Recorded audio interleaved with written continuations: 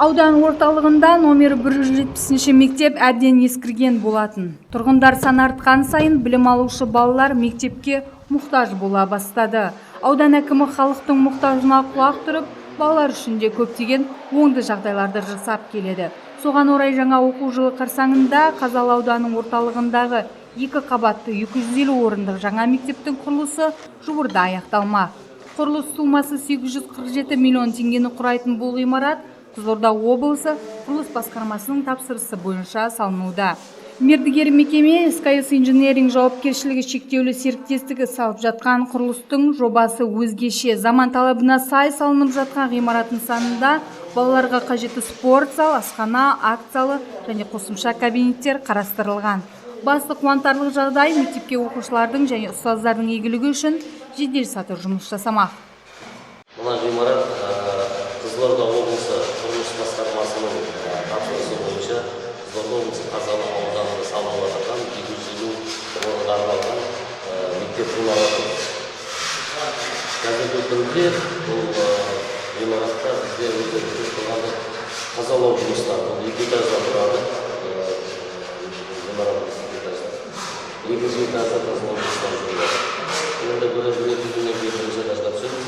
Бізде қазіргі қалып тұрған жұмыс бізде сырттағы асфальттау жұмысы.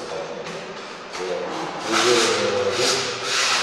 салынып жатқан мекеме, мердігер мекеме, СКС инженеринг жауапкершілігі шектеулі серіктестігі Қызылорда облысы құрылыс басқармасының тапсырмасымен Қазалы ауданында салынды. Қазіргі таңда бұл жерде 70-нің үстінде адам жұмыс жасап жатыр. Әртүрлі мамандық бойынша біреулері сырттағы жұмыстар, біреулері іштегі әрлеу жұмыстары, біреулері сылап жұмыстары, мұның енді тазалық жұмыстарымен енді өз алдына бригада.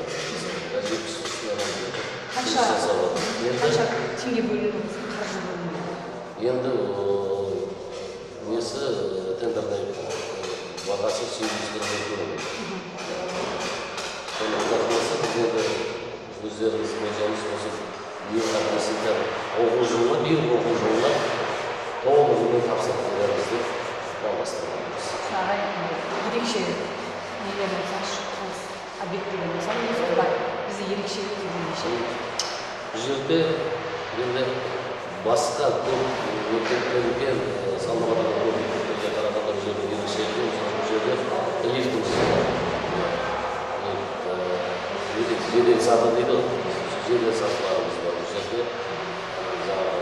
оқушыларға жоғары қарай жүк тасуға арналған жедел сатыларымыз бар. Бұл жерде ерекшелігіміз басқа мектептерде.